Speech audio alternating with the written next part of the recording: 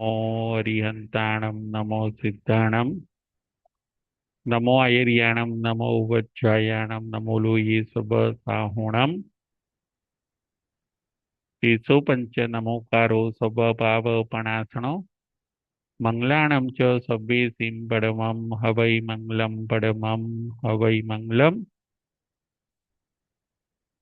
ओम शांति शांति शांति। श्रवण भगवान महावीर स्वामीना चरण कमळમાં તથા સદગુરુદેવના ચરણ કમળમાં ઉપકારી સર્વ સંત સતીજીના ચરણ કમળમાં આપણા સૌના ભાવપૂર્વક અવિરામ કોટી કોટી વંદન।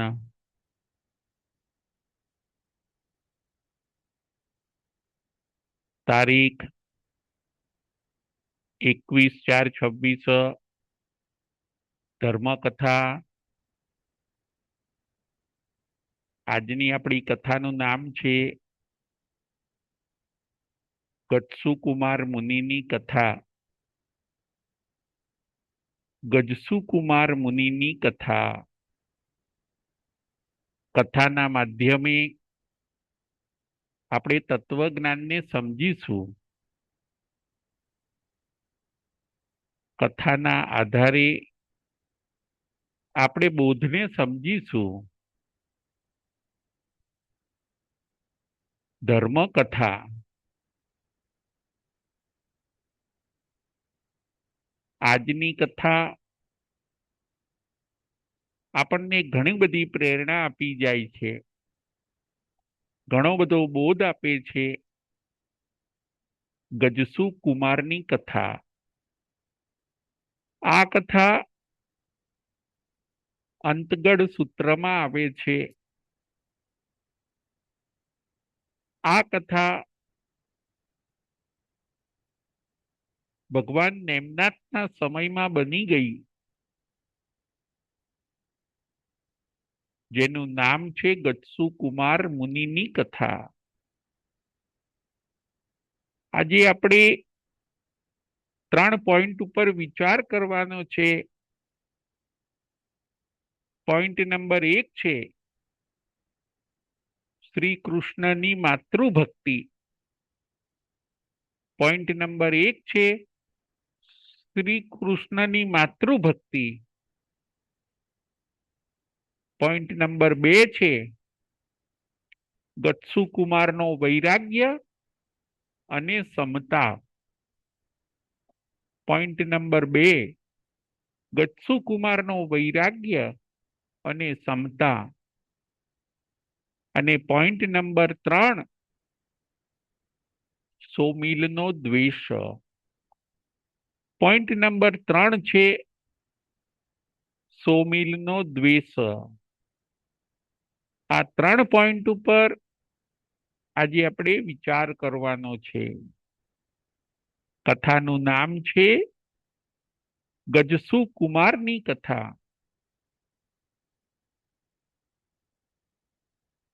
એકવાર એવું બને છે,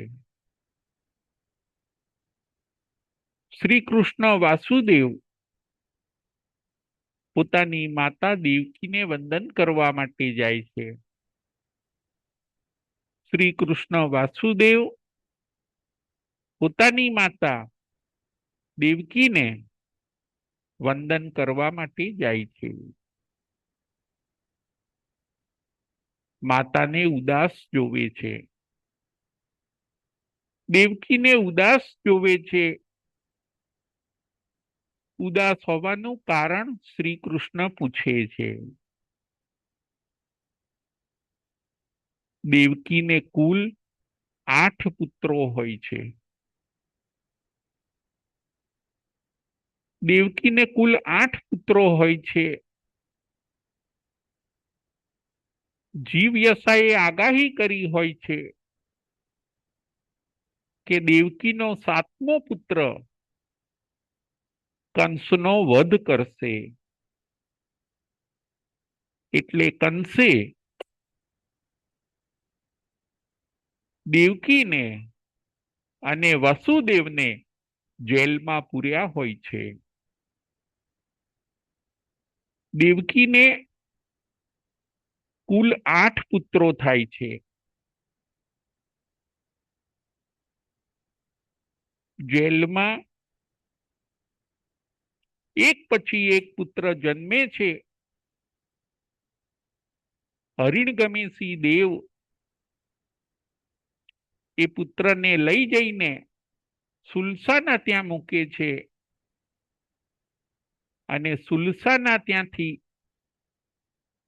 જે મૃત બાળક હોય છે એમને લાવીને દેવકી પાસે મૂકે છે. દેવકીના 6 પુત્ર સુલસાના ત્યાં મોટા થાય છે. દેવકીને ખબર નથી. દેવ એક એક બાળકને લઈ જાય. કંસને એમ થાય કે દેવકીને મૃત બાળક જન્મ્યું છે. આ બધી માયા હરિણગમેશી દેવની હોય છે. દેવકીને કુલ 8 પુત્ર થયા. 6 પુત્ર સુલસાના ત્યાં રહ્યા અને મોટા થયા. 7મા પુત્ર શ્રી કૃષ્ણ વાસુદેવ અને હવે 8મા એ છે ગજસુ કુમાર. એ 8મા ગજસુ કુમારની આજે આપણે કથા જોઈશું. શ્રી કૃષ્ણ વાસુદેવ માતા દેવકીના વંદન કરવા ગયા. માતા દેવકીને ઉદાસ જોયા. હે માતા, કેમ ઉદાસ છો? હું જ્યારે જ્યારે આવું ત્યારે આપ ખિલખિલાટ હોવ. આજે આપ ઉદાસ કેમ છો? દેવકી કહે છે, હે બેટા, મારે 7 પુત્રો થયા, છતાં પણ મેં કોઈ પુત્રને રમાડ્યા નથી. મારે 7 પુત્ર થયા, છતાં મેં કોઈ મારા પુત્રને ખોળામાં બેસાડ્યા નથી. એનું મને બહુ દુઃખ છે. મેં મારા કોઈ પુત્રનું લાલન પાલન કર્યું નથી, પોષણ કર્યું નથી. મારા પુત્રોને મેં વહાલ કર્યું નથી. હું કેવી પુણ્યહીન છું કે મને બાળક રમાડવાનો, બાળકને મોટું કરવાનું મને સૌભાગ્ય ન મળ્યું. એનું મને બહુ દુઃખ છે. દેવકી શ્રી કૃષ્ણ વાસુદેવને કહે છે. શ્રી કૃષ્ણ વાસુદેવ એટલે દેવકીના 7મા નંબરના પુત્ર. એમનો ઉછેર નંદ રાજાના ત્યાં યશોદાના ત્યાં થયો હોય છે. માતાએ જ્યારે આવું કીધું કે મારા 7 પુત્રોને રમાડવાનું મને સૌભાગ્ય મળ્યું નથી, એટલે હું ઉદાસ છું. શ્રી કૃષ્ણ વાસુદેવ કહે છે, હે માતા, તું ચિંતા ન કરીશ. હું ગમે તેમ કરીને તારી ઈચ્છાને પૂરી કરીશ. હું ગમે તેમ કરીને તારી આશાને પૂરી કરીશ. શ્રી કૃષ્ણની માતૃભક્તિ, શ્રી કૃષ્ણનો માતા પ્રત્યેનો પ્રેમ. હવે કરવું શું? એક નાનો ભાઈ જો જન્મે તો મારી માતા એને રમાડી શકે, એનું લાલન પાલન કરીને એની ઈચ્છાની પૂર્તિ કરી શકે.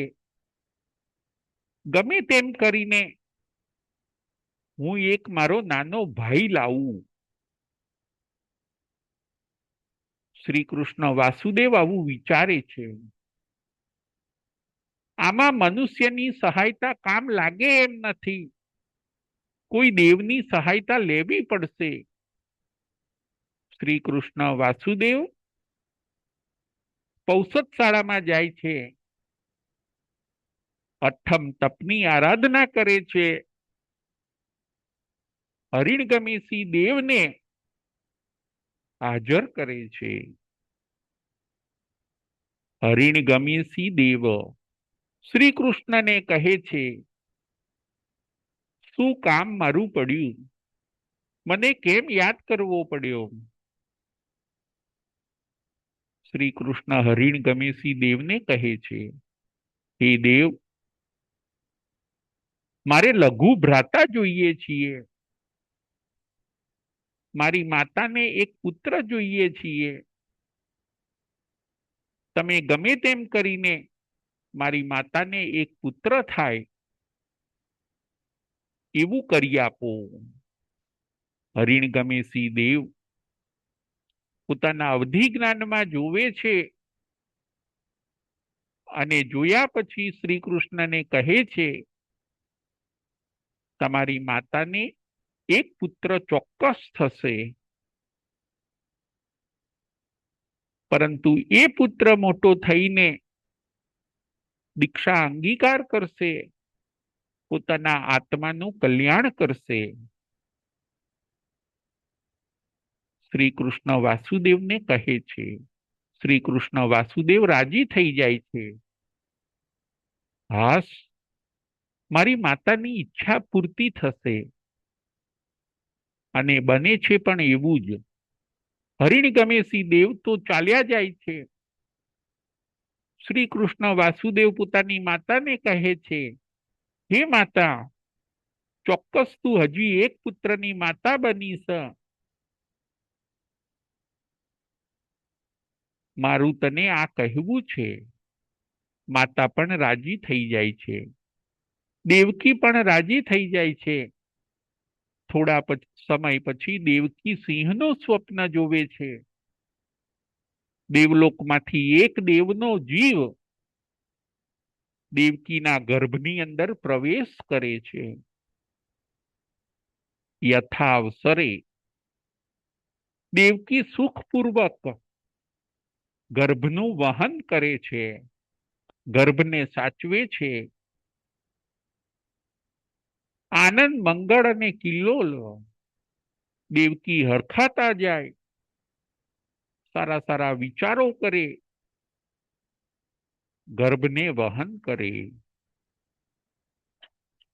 એક સ્ત્રીના ભાવો, એક સ્ત્રીની મનોદશા, એક સ્ત્રીનું સ્ત્રીપણું, એક માતાનું માતૃત્વ કેવું છે, એ આ કથાની અંદર આપણને જોવા મળે છે. મારે બાળક જન્મશે, મારે પુત્ર જન્મ થશે, એના આનંદમાં ને આનંદમાં દેવકી હંમેશા આનંદમાં રહે. યથાવસરે 9:15 દેવકી પુત્રને જન્મ આપે છે. આખા અંતેપુરની અંદર ખુશખુશાલી થઈ ગઈ. કૃષ્ણ વાસુદેવ પણ રાજી થઈ ગયા, મારી માતાની ઈચ્છા પૂરી થઈ, મારે લઘુ ભાઈ આવ્યો, મારા નાના ભાઈનો જન્મ થયો. શ્રી કૃષ્ણ વાસુદેવ પણ રાજી રાજી છે. આ શ્રી કૃષ્ણ વાસુદેવ પોતાના ભાઈને રમાડે છે, સાચવે છે. એ બાળકનું નામ પાડવામાં આવ્યું ગજસુકુમાર. ગજ એટલે હાથી, ગજ એટલે હાથી, સુકુમાર હાથી જેવા કોમળ શરીર વાળા. એના લક્ષણો જોવાથી એ પુત્રનું નામ પાડ્યું ગજસુકુમાર. ગજસુકુમાર દિવસે ન વધે એટલા રાત્રે વધે, રાત્રે ન વધે એટલા દિવસે વધે. લાલન પાલન અને પોષણ. દેવકીનું માતૃત્વ ગજસુ કુમારને મોટા કરવામાં પરોવાઈ ગયું છે અને આ દેવકી ગજસુ કુમારને મોટા કરે છે. શ્રી કૃષ્ણને પણ આનંદનો પાર નથી. એકવાર એવું બને છે કે શ્રી કૃષ્ણ દ્વારકા નગરીમાં જતા હોય છે. એ દ્વારકા નગરીની અંદર એક સોમિલ નામે બ્રાહ્મણ પણ રહેતો હોય છે. એ બહુ સુખી શ્રીમંત હોય છે અને એ સોમિલ બ્રાહ્મણને એક પુત્રી હોય છે. એનું નામ હોય છે સોમા. બ્રાહ્મણનું નામ સોમિલ બ્રાહ્મણ અને પુત્રીનું નામ સોમા. એ સોમા ખૂબ સુંદર હોય છે. શ્રી કૃષ્ણ સોમાને જુએ છે. સોમાને જોઈને શ્રી કૃષ્ણ વિસ્મિત થાય છે. સોમાને જોઈને શ્રી કૃષ્ણ આશ્ચર્યચકિત થાય છે.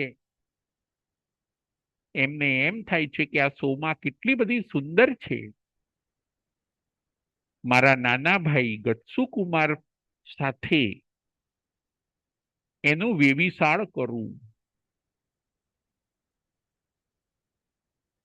રાજ દરબારના માણસોને મોકલે છે. સોમિલ બ્રાહ્મણના ત્યાં મોકલે છે. સોમાનું માગું માગે છે. સોમાને લઈ આવે છે અને અંતઃપુરની અંદર સોમાનો ઉછેર થાય છે. સોમિલ બ્રાહ્મણ પણ બહુ વિચક્ષણ હોય છે. રાજઘરાનાનું માગું આવ્યું. યુવરાજ એવા ગજસુ કુમાર સાથે સોમાનું વેવિશાળ થશે ભવિષ્યમાં. આવું બધું વિચારીને સોમિલ પોતે પોતાની પુત્રી સોમાને શ્રી કૃષ્ણને આપી દે છે. શ્રી કૃષ્ણ સોમાનો ઉછેર અંતઃપુરમાં કરાવે છે. આ બાજુ ધીરે ધીરે ગજસુ કુમાર મોટા થાય છે. એકવાર એવું બને છે, હવે યુવાન બન્યા છે. એ ગજસુ કુમાર એકવાર એવું બને છે, આ દ્વારકા નગરીની અંદર 22મા તીર્થંકર નેમનાથ ભગવાન પધારે છે. 22મા તીર્થંકર નેમનાથ ભગવાન, જેમનું બીજું નામ છે અરિષ્ટ નેમી, યાદવ કુળ. નેમનાથ ભગવાન અને શ્રી કૃષ્ણ એ પોતે કાકા બાપાના દીકરાઓ થાય, એક જ કુળના. નેમનાથ ભગવાન તીર્થંકર અને કૃષ્ણ વાસુદેવ એ પોતે વાસુદેવ. શ્રી કૃષ્ણ એ પોતે વાસુદેવ. 3 ખંડના અધિપતિ. વાસુદેવ એટલે 3 ખંડનું રાજ્ય ચલાવે. આ બધા યાદવ કુળના કાકા બાપાના દીકરાઓ એક જ સમયમાં થયેલા. આ નેમનાથ ભગવાન પોતાના શિષ્ય સમુદાય સાથે દ્વારિકા નગરીના સહસ્રામ્ર વનમાં પધારે છે. શ્રી કૃષ્ણ ભગવાનની દેશના સાંભળવા માટે જાય છે.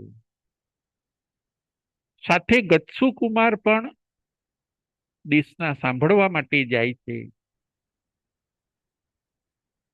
નેમનાથ ભગવાનની દેશના સાંભળી, નેમનાથ ભગવાનનું પ્રવચન સાંભળ્યું, શ્રી કૃષ્ણએ સાંભળ્યું. ગત્સુ કુમારે પણ સાંભળ્યું અને ગત્સુ કુમારનો આત્મા જાગી ગયો. હળુકર્મી આત્મા. નેમનાથ ભગવાનનું એક જ પ્રવચન સાંભળ્યું અને ગત્સુ કુમારનો આત્મા જાગી ગયો. સંસારનું ભાન થઈ ગયું. સંયમ ઉપાદેય છે, સંસાર હેય છે, મોક્ષ મેળવવા જેવો છે. સંસાર છોડવા જેવો છે, સંયમ લેવા જેવો છે અને મોક્ષ મેળવવા જેવો છે. તેજીને ટકોરો બસ. ગત્સુ કુમાર મુનિ ખૂબ વિચક્ષણ, હજી મુનિ બન્યા નથી, હજી યુવરાજ છે. આ ગત્સુ કુમાર ખૂબ વિચક્ષણ હોય છે. વૈરાગ્ય આવી ગયો. પૂર્વે આરાધના કરી હોય ત્યારે આ ભવની અંદર વૈરાગ્ય આવે છે. પૂર્વે આરાધના કરી હોય ત્યારે આ ભવની અંદર આપણને ધર્મ ગમે છે. આ ભવમાં જો આપણે આરાધના કરીશું તો આવતા ભવની અંદર પણ આપણને વૈરાગ્ય આવશે અને ધર્મ આપણને ગમશે. નેમનાથ ભગવાનનું પ્રવચન સાંભળ્યું. ગત્સુ કુમારને ખ્યાલ આવી ગયો કે હવે પ્રમાદ કરવા જેવો નથી. આત્મકલ્યાણ કાલે નહીં, આજે જ કરવા જેવું છે. અને આ ગત્સુ કુમાર હવે પોતે ઘરે આવે છે. માતા દેવકીને, પિતા વાસુદેવને અને મોટા ભાઈ કૃષ્ણને કહે છે કે મારે નેમનાથ ભગવાન પાસે દીક્ષા લેવી છે, મારે મુંડિત થવું છે, મારે સર્વ કર્મનો ક્ષય કરીને મારા આત્મિક સુખને મેળવવું છે. માતા દેવકી અને પિતા વસુદેવ આ સાંભળીને બેભાન બની જાય છે. શ્રી કૃષ્ણ પણ એક આઘાત અનુભવે છે. ઘણું સમજાવવા માટે પ્રયત્ન કરે છે. ગત્સુ કુમારને સમજાવે છે કે સંયમ પાળવો સહેલો નથી. તમે રાજ દરબારમાં સુખ સંયમમાં ઉછર્યા છો. સંયમના કષ્ટો તમે કેવી રીતે સહન કરી શકશો? માટે તમે આ રાજ વૈભવની અંદર રહીને જ ધર્મ ધ્યાન કરો.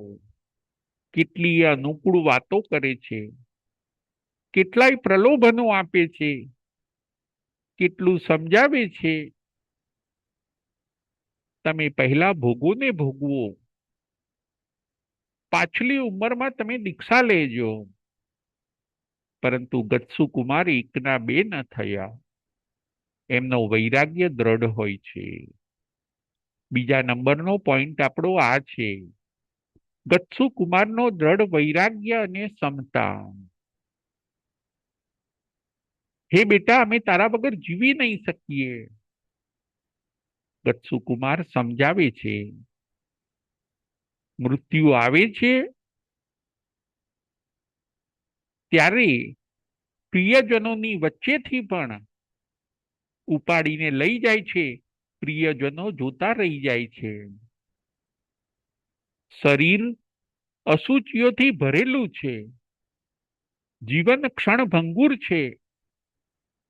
સગા સંબંધી સૌ સ્વાર્થી છે.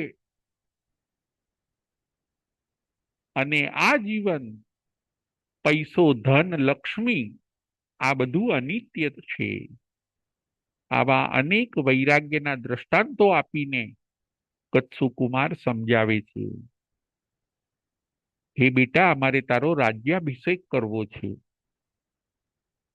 અમારે તમને રાજગાદી સોંપવી છે, આ દ્વારકાના તમને રાજા બનાવવા છે, અમારી આટલી ઈચ્છા પૂરી કરો. છેલ્લું પ્રલોભન, છેલ્લી લાલચ આપે છે કે કદાચ આ પ્રલોભનથી ગત્સુ કુમારમાં ફેરફાર થાય. અમારે એકવાર તમને રાજા તરીકે જોવા છે. શ્રી કૃષ્ણ કહે છે, તમે એકવાર આ દ્વારિકાના રાજા બનો. તમે કહો તો હું 3 ખંડના રાજા તમને બનાવવા માટે તૈયાર છું. પરંતુ ગત્સુ કુમાર મનોમન સમજી બેઠા છે કે મારે મારા આત્માના રાજા બનવાનું છે. મારે મારા આત્માની સંપત્તિને પ્રાપ્ત કરવાની છે. આ બહારની 3 ખંડની સંપત્તિ એ તો નશ્વર છે. આવું સમજી બેઠેલા ગજસુ કુમાર એમનું છેલ્લું પ્રલોભન સ્વીકારે છે. રાજ્યાભિષેક કરવાની હા પાડે છે. દેવકી, વાસુદેવ અને શ્રી કૃષ્ણ રાજી રાજી થઈ જાય છે. મુહૂર્ત જોડાવે છે અને સારા મુહૂર્તે ચડતા પહોરે રાજ્યાભિષેક કરવાનું ગોઠવી દે છે. આજની આપણી કથાનું નામ છે ગજસુ કુમારની કથા. એક જ દિવસમાં મોક્ષ. એક જ દિવસમાં મોક્ષે ગયા. ગજસુ કુમારની વિશેષતા શું? ગજસુ કુમારની વિશેષતા એ છે એક જ દિવસમાં મોક્ષ. સવારે રાજ્યાભિષેક, બપોરે દીક્ષા, સાંજે સ્મશાનમાં જાય છે અને રાત્રિના સમયે મોક્ષમાં જાય છે. એક જ દિવસમાં મોક્ષ ગજસુ કુમારનો. વિચાર કરીએ આપણે, કેવો હળુકર્મી આત્મા હશે. જન્મો જન્મથી આરાધના કરતા આવ્યા હશે, કર્મોને ખપાવતા આવ્યા હશે. હવે થોડાક જ કર્મો બાકી રહ્યા હશે, ત્યારે જ આવું બને કે એક જ દિવસમાં મોક્ષે જઈ શકે. તીર્થંકરો, ઘણા તીર્થંકરો પણ, આચાર્યો પણ એક દિવસમાં કોઈ મોક્ષે ગયું નથી. મોટા મોટા તીર્થંકરો તો ધુરંધર કહેવાય, છતાં પણ એક જ દિવસમાં મોક્ષે ગયા નથી. દીક્ષા લઈને કેટલા એમના લાંબા આયુષ્ય હોય, ત્યાર પછી એ મોક્ષે ગયા છે. જ્યારે આ ગજસુ કુમાર તો એક જ દિવસમાં મોક્ષ. શુભ મુહૂર્તે સવારે ચડતા પોરે રાજ તિલક થયું. ગજસુ કુમારનો ધામધૂમથી રાજ્યાભિષેક થયો. આખી દ્વારિકા નગરીને શણગારી. કૃષ્ણ વાસુદેવ સામે ઉભા રહે છે કે આજ્ઞા કરો, આજથી તમે નવા રાજા છો આ દ્વારિકાના. ગજસુ કુમાર, જેને રાજ્યશ્રીમાં મન નથી, જેને એક ખાલી માતા પિતાની ઈચ્છા પૂરી કરવાની હોય છે, એ પૂરી કરવા માટે એક દિવસ માટે એ રાજા બને છે. શ્રી કૃષ્ણ કહે છે, હુકમ કરો, શું તમારું ફરમાન છે? હે નવા રાજા, અમે તમારી શું સેવા કરીએ? ગજસુ કુમાર કહે છે શ્રી કૃષ્ણને કે આપ નેમનાથ ભગવાનને તેડાવો. આ દ્વારકા નગરીમાં નેમનાથ ભગવાનને તેડાવો. એમની પાસે અને દીક્ષાની તૈયારીઓ કરો. મારે દીક્ષા લેવી છે, આપ મને પ્રેમથી રજા આપો અને મને સોંપો નેમનાથ ભગવાનને, અને આ મારી આજ્ઞાનું તમે અત્યારે જ પાલન કરો, એવા મારા ભાવ છે. નવા બનેલા રાજાની આજ્ઞા શ્રી કૃષ્ણ વાસુદેવ માથે ચડાવે છે. શ્રી કૃષ્ણ વાસુદેવ પણ સમજતા હોય છે કે ગચ્છુ કુમારનો વૈરાગ્ય દ્રઢ છે, એમનો વૈરાગ્ય પાક્કો છે, એ લોભ લાલચમાં ફસાય એવા નથી, અને આ નવા બનેલા રાજાની આજ્ઞાનું પાલન કરીને ગચ્છુ કુમારને દીક્ષા માટે અનુમતિ આપે છે. માતા દેવકી, પિતા વાસુદેવ અને મોટા ભાઈ કૃષ્ણ પોતાના વાલ સોયા નાના ભાઈને દીક્ષાની અનુમતિ આપે છે, અને શુભ મુહૂર્તે એ જ દિવસે બપોરના 12:39 રાજ્યાભિષેકના દિવસે જ સવારે રાજ્યાભિષેક થયો. 12:39 નેમનાથ ભગવાન પાસે ગચ્છુ કુમારની દીક્ષા થાય છે.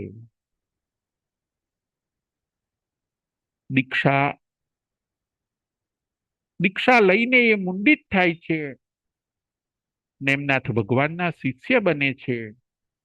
ગજસુ કુમારમાંથી એ હવે બન્યા ગજસુ કુમાર મુનિ. ફરીથી ગજસુ કુમારમાંથી એ હવે બન્યા ગજસુ કુમાર મુનિ. કેવો પ્રબળ વૈરાગ્ય! 3 ખંડની લક્ષ્મી આપવા શ્રી કૃષ્ણ તૈયાર થયા, પોતાના મોટા ભાઈ છતાં પણ જેણે આત્માનું સ્વરૂપ જાણ્યું છે, જેને આ સંસારના ભોગો બધા નાશવંત છે એવી ખબર છે, એ જ્ઞાની પુરુષો પળનો પણ વિલંબ કરતા નથી. આવેલી ક્ષણને સાર્થક કરવા માટે એ પળનો પણ વિલંબ કરતા નથી. આપણે પણ એ જ શીખવાનું છે. આપણે પણ વૈરાગ્ય લાવવાનો છે. ભોગો પ્રત્યેની આસક્તિ, ધન પ્રત્યેનું મમત્વ, પરિવાર પ્રત્યેનો રાગ અને શરીર પ્રત્યેનો સ્નેહ, આ બધું છોડીને હવે આત્માર્થી બનવાનું છે. જીવદયાનો સિદ્ધાંત પાડવાનો છે. પ્રભુની આજ્ઞા પ્રમાણે આપણે ધર્મ માર્ગે આગળ વધવાનું છે. આજે નહીં કરીએ તો ક્યારે કરીશું? હજી અવસર છે, હજી સમય છે, ત્યાં સુધી આપણે કરી લેવા જેવું છે. હજી આપણા પુણ્યનો સિતારો ચમકે છે, ત્યાં સુધી આપણે ધર્મ કરી લેવાનો છે. જે દિવસે શક્તિ રહેશે નહીં, સંપત્તિ રહેશે નહીં અને સમય આપણા હાથમાં રહેશે નહીં, ત્યારે કદાચ ધર્મ કરવાનો ભાવ હશે, છતાં પણ આપણે ધર્મ કરી શકીશું નહીં. આ જાગવાનો અવસર છે. આ જાગીને સારા સારા કામો કરવાનો અવસર છે. પ્રમાદને છોડીને આપણે હવે ધર્મ માર્ગે, પુણ્યના માર્ગે આપણે આગળ વધવાનું છે. ગચ્છુ કુમાર મુનિ બને છે, નેમનાથ ભગવાન પાસે દીક્ષા લે છે. કૃષ્ણ વાસુદેવને પણ આનંદ છે, માતા દેવકી અને પિતાને પણ આનંદ છે. આત્માના માર્ગે, કલ્યાણના માર્ગે ગચ્છુ કુમાર ગયા એનો સૌને આનંદ છે. આ બાજુ સવારે રાજ્યાભિષેક થયો, બપોરે દીક્ષા થઈ, સાંજના સમયે ચોથા પહોરે ગચ્છુ કુમાર મુનિ એમના જ ભગવાનને કહે છે કે હે ભગવાન, જો આપ રજા આપો તો હું 12મી પ્રતિમા અંગીકાર કરવા જઉં. એ દિવસે સાંજે, દીક્ષાના દિવસે સાંજે, ચોથા પહોરે ગચ્છુકુમાર મુનિ એમના જ ભગવાનને કહે છે કે હે ભગવાન, જો આપ રજા આપો તો હું 12મી પડીમાં અંગીકાર કરવા માટે જઉં. સાધુઓની 12 પડીમાં બતાવી અને શ્રાવકોની 11 પડીમાં બતાવી. શ્રાવકોની 11 પડીમાં અને સાધુઓની 12 પડીમાં. 12મી પડીમાં વહન ક્યાં કરવાની? તો કે 12મી પડીમાં વહન સ્મશાનમાં કરવાની. 12મી પડીમાં જો વહન કરવી હોય તો સ્મશાનમાં જવું પડે. સ્મશાનમાં જઈને આખી રાત ઊભા ઊભા કાવસક કરવાનો, ભયને જીતવાનો, આત્માનું લક્ષ્ય રાખવાનું, ડરવાનું નહીં. બસ આવી રીતે આખી રાત પસાર કરવાની. ગચ્છુકુમાર મુનિ સવારે રાજ્યાભિષેક થયો, બપોરે દીક્ષા થઈ, સાંજે ચોથા પહોરે એમના જ ભગવાનને કહે છે હે ભગવાન, જો આપ રજા આપો તો હું 12મી પડીમાં અંગીકાર કરવા માટે સ્મશાનમાં જાઉં. ભગવાન નેમનાથ અરિષ્ટ નેમી, ભગવાન નેમનાથ પોતાના જ્ઞાનમાં જોવે છે. એમને ગચ્છુકુમાર મુનિનું ભવિષ્ય ખબર હોય છે. તીર્થંકર ભગવંતોને કેવળ જ્ઞાન હોય છે. એમના જ્ઞાનમાં જોઈને એમના જ ભગવાન કહે છે આપને જેમ સુખ ઉપજે એમ કરો, પરંતુ ધર્મના કામમાં તમે વિલંબ ન કરશો. સહર્ષ અનુમતિ ભગવાન આપે છે. વંદન અને નમસ્કાર કરીને ગચ્છુકુમાર મુનિ ચોથા પહોરે સાંજ થતા થતા પહેલા સ્મશાનમાં પહોંચી જાય છે. માથે તાજો લોચ થયેલો છે. માથે પંચમુષ્ટિ લોચ થયેલો છે. સાંજ થતા થતા, સૂર્યાસ્ત થતા પહેલા ગચ્છુકુમાર મુનિ સ્મશાનમાં પહોંચી જાય છે. એક બાજુ જઈને ઊભા રહે છે. બધેથી દ્રષ્ટિ ઉઠાવીને એક પૂદગલ ઉપર દ્રષ્ટિ સ્થિર કરીને ઊભા ઊભા કાવસક કરે છે. આત્મલક્ષ્ય, આત્મજાગૃતિ, કર્મ ખપાવવાનો પુરુષાર્થ, મોક્ષે જવાની તાલાવેલી, મોક્ષ લીધો કે લઉં, મોક્ષ લીધો કે લઉં, એવી તાલાવેલી. જેમ આપણને કોઈ ગમતી વસ્તુ હોય, એ ગમતી વસ્તુને મેળવવા માટે કેવો જબરજસ્ત પુરુષાર્થ કરીએ છીએ, બસ એવી જ રીતે આ મોક્ષાર્થી આત્મા ગચ્છુકુમાર મોક્ષ લીધો કે લઉં, દ્રષ્ટિ સ્થિર કરીને કાવસગમાં ઊભા છે. 100 મીલ સસરા ત્યાંથી નીકળે છે. જે સોમા સાથે સગપણ થયું હોય છે, એ 100 મીલ સસરા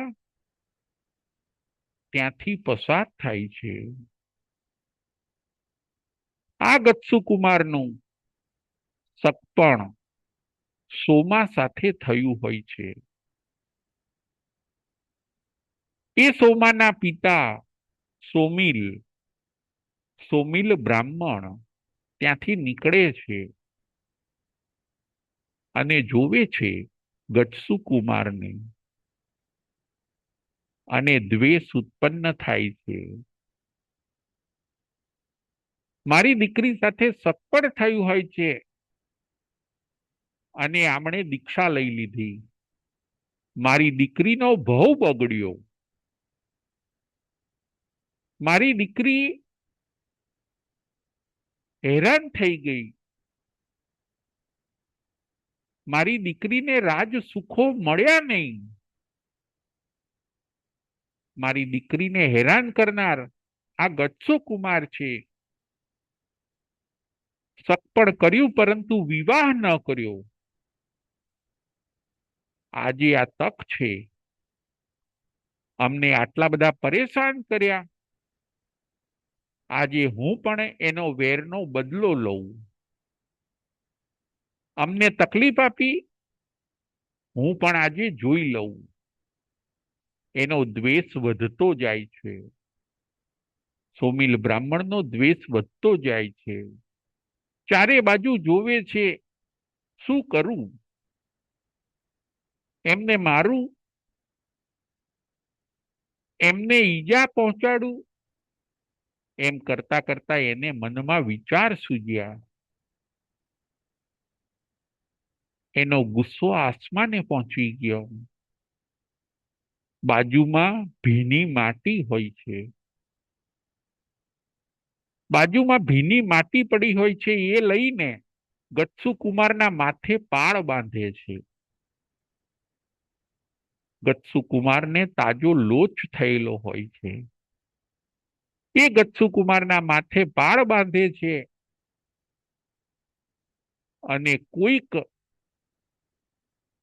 સબ બળતું હોય છે, એના લાકડા બળતા હોય છે, એમાંથી કોલસા લઈને એક ઠીકરા ઉપર કોલસા લઈને લાલ ચોળ અંગારા ગચ્છુ કુમારના માથા ઉપર મૂકે છે,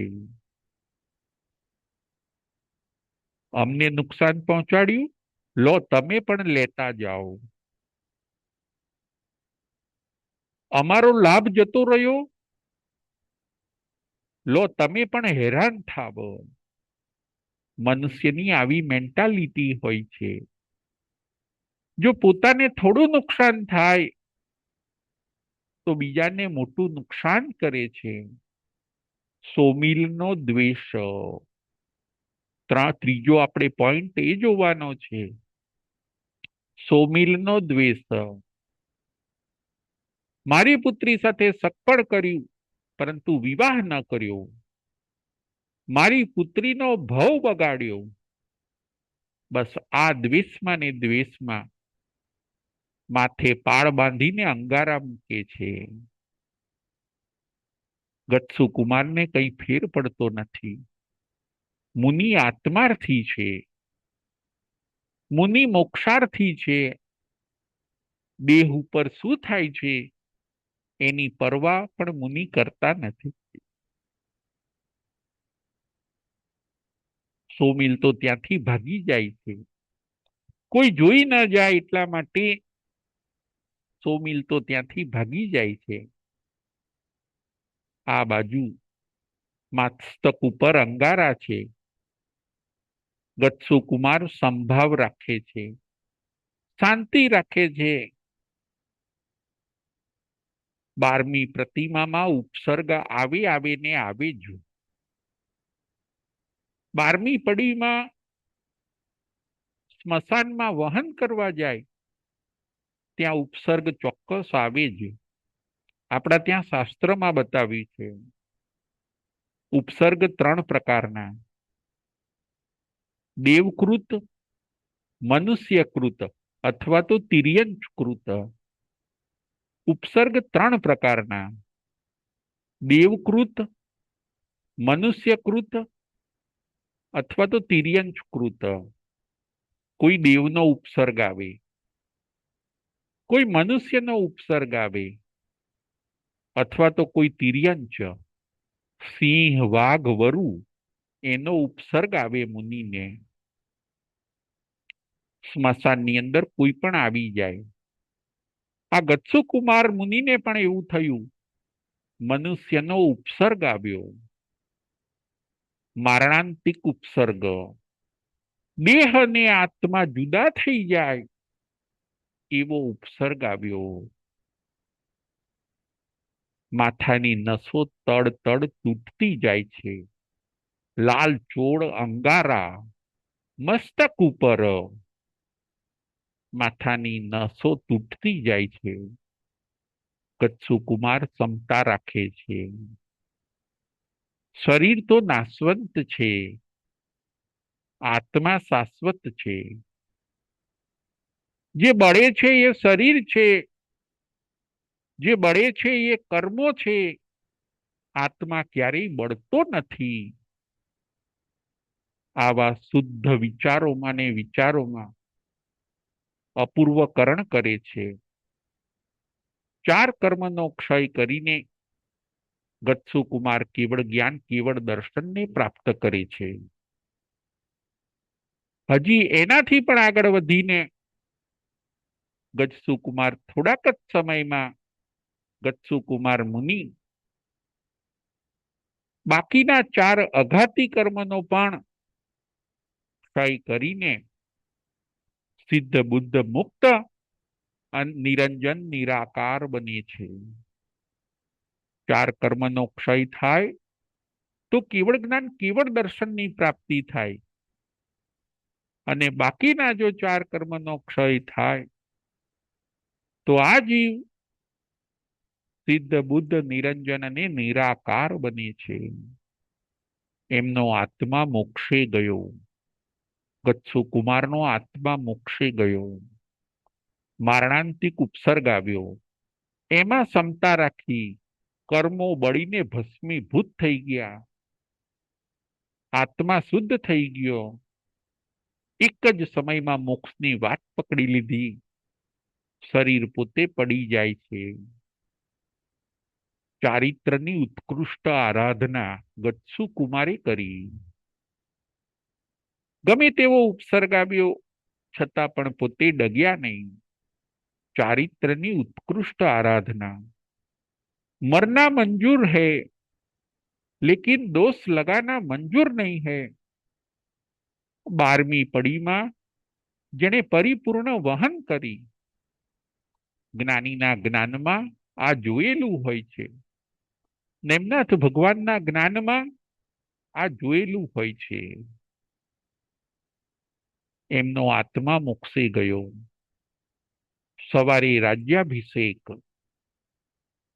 સવારે જેનો રાજ્યાભિષેક થયો, બપોરે દીક્ષા થઈ, સાંજે પડીમાં વહન કરી અને રાત્રે પોતે મોક્ષે ગયા. દેવોએ પંચવૃષ્ટિ, પંચફૂલોની વૃષ્ટિ કરી. આવી સરસ ચારિત્રની આરાધના ગચ્છુકુમારેની જોઈને દેવો આફરીન થઈ ગયા.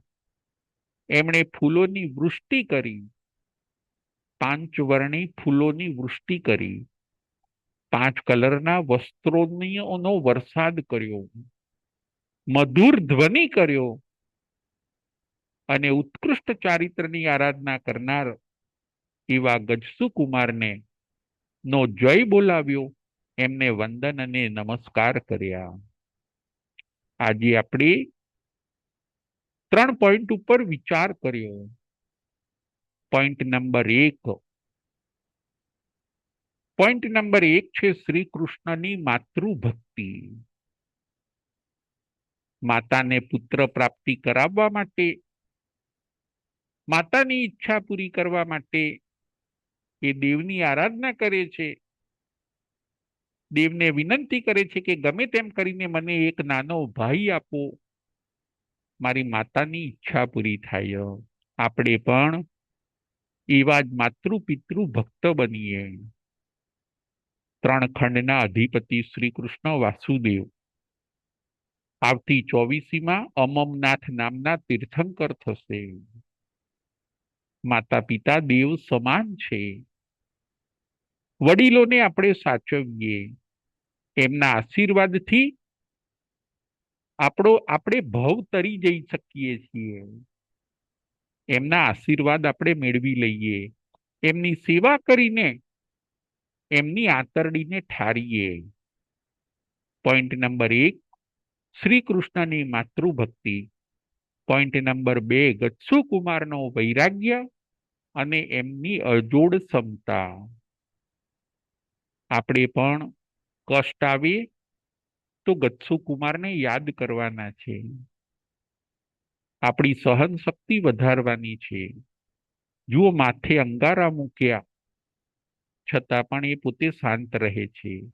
આપણને કોઈ કદાચ બે કડવા વેણ કહે અને આપણે ગુસ્સે થઈ જઈએ છીએ. આપણે વિચારવાનું છે કે આપણામાં ક્ષમતા છે કે નથી.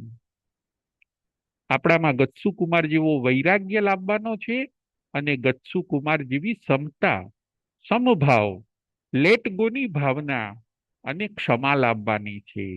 ત્યારે આપણું કલ્યાણ થશે.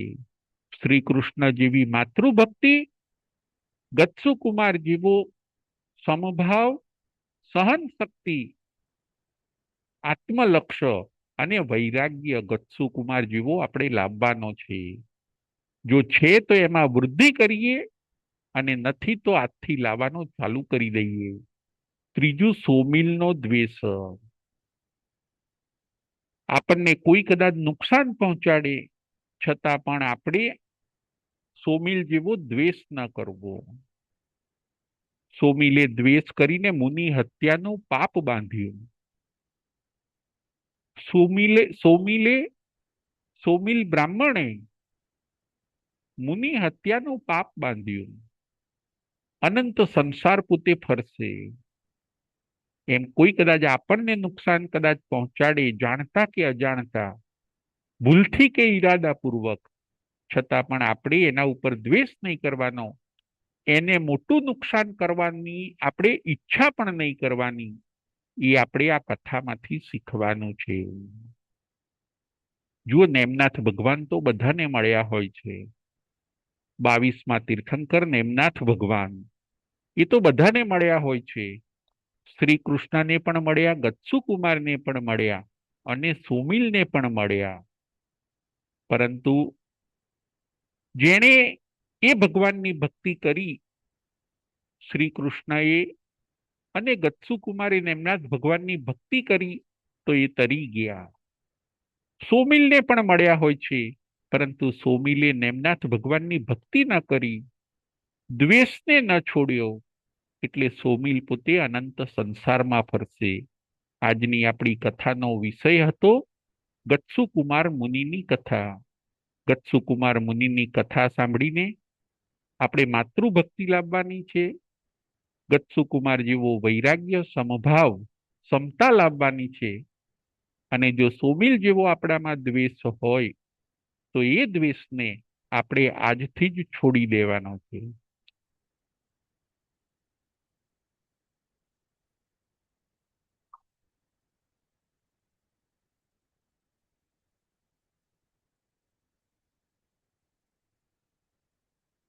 પ્રશ્નોત્તરી.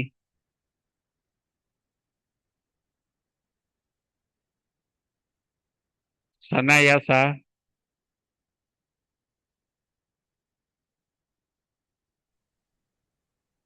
જય જીનેન્દ્ર રાજુભાઈ, હું હાર્દિક બોલું લંડનથી. હા, અ, હાર્દિકભાઈ બોલો બોલો. મારા મારા મમ્મી પપ્પા પણ અત્યારે અહીંયા આવેલા છે, એટલે મેં સાથે સાંભળ્યું આ. બહુ તો સરસ, બહુ. મેં ચર્ચા કરતા હતા કે આ જે કથા તમે કીધી અત્યારે, એ કયા સૂત્રમાં લખેલી છે? એ આપણે અંધગઢ સૂત્રમાં છે કે બીજા અંતગઢ કશામાં? સૂત્રમાં, અંતગઢ સૂત્રમાં છે હાર્દિકભાઈ.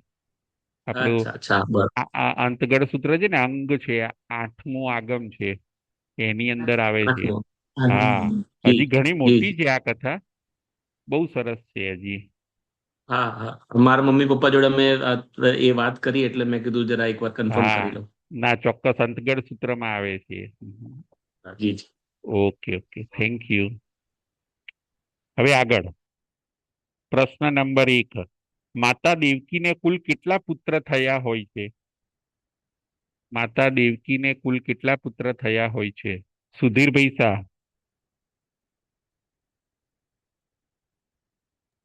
જય જીનેન્દ્ર. જય જીનેન્દ્ર. માતા દેવકીને 8 પુત્રો થયા હોય છે. બહુ સરસ, બહુ સરસ. પ્રશ્ન નંબર 2. 6 પુત્રનો ઉછેર કોના ત્યાં થયો હોય છે? છ પુત્રનો ઉછેર કોના ત્યાં થયો હોય છે? મયુરીબેન. જય જિનેન્દ્ર. જય સુલસા જિનેન્દ્ર. ને ત્યાં 6 પુત્રનો સુલતાન. ઉછેર સુલસા ને ત્યાં થયો. બહુ સરસ, બહુ સરસ. પ્રશ્ન નંબર 3. દેવકીના 7મા પુત્રનું નામ શું હોય છે? દેવકીના 7મા પુત્રનું નામ શું હોય છે? હાર્દિકભાઈ. સનાયા શાહ.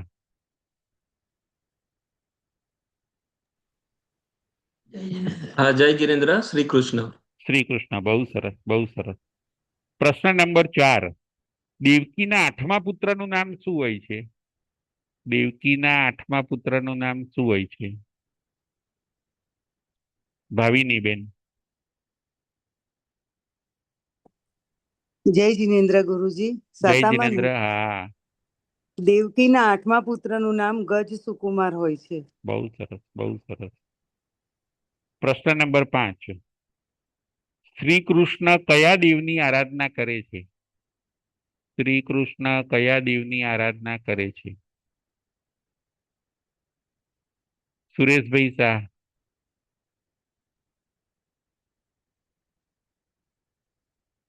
સુરેશભાઈ શાહ. હા, જય જિનેન્દ્ર ગુરુજી. જય જિનેન્દ્ર. હા, એ હરિણી કામેસી દેવની આરાધના કરે છે. બહુ સરસ, બહુ સરસ. પ્રશ્ન નંબર 6. શ્રાવકની કેટલી પડીમાં હોય છે અને સાધુની કેટલી પડીમાં હોય છે? શ્રાવકની કેટલી પડીમાં હોય છે અને સાધુની કેટલી પડીમાં હોય છે? રાજેન્દ્રભાઈ. પ્રણામ ગુરુજી. પ્રણામ.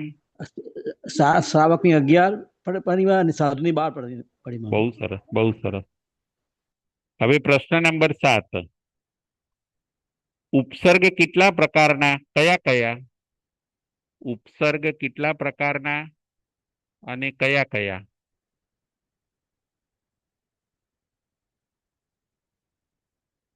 બકુલાબેન.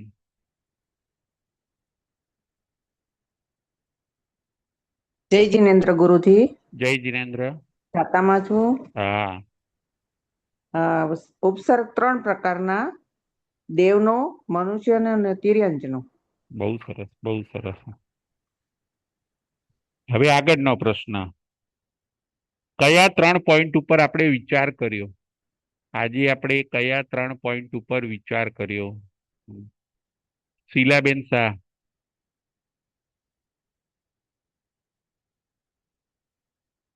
જિનેન્દ્ર સાહેબ, જય આજે જિનેન્દ્ર. આપણે 3 વિષય પર વિચાર કરવાનો છે. એક શ્રી કૃષ્ણ વાસુદેવની જેમ માતૃભક્તિ, ગતસુખ કુમારની સમતા ભાવ, વૈરાગ્ય ભાવ અને અજોડ એમની જે સમતા ભાવ હતો એ, અને સૌમિલ બ્રાહ્મણનો જેવો દ્વેષ નહીં કરવાનો. બરાબર. બહુ સરસ, બહુ સરસ. હવે આગળનો પ્રશ્ન.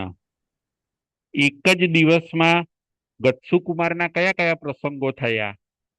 એક જ દિવસમાં ગતસુકુમારના કયા કયા પ્રસંગો થયા? મયુરીબેન.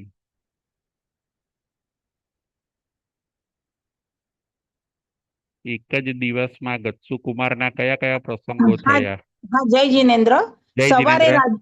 સવારે રાજ્યાભિષેક થયો, બપોરે દીક્ષા અંગીકાર થઈ અને સાંજના પ્રહરમાં એમનો મોક્ષ થયો. બહુ કેવળ સરસ, જ્ઞાન, કેવળ દર્શન. બહુ સરસ, બહુ સરસ. Thank you. હવે છેલ્લો પ્રશ્ન.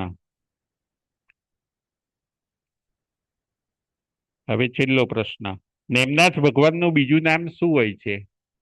નેમનાથ ભગવાનનું બીજું નામ શું હોય છે? ચૈતાલીબેન ધ્રુવ.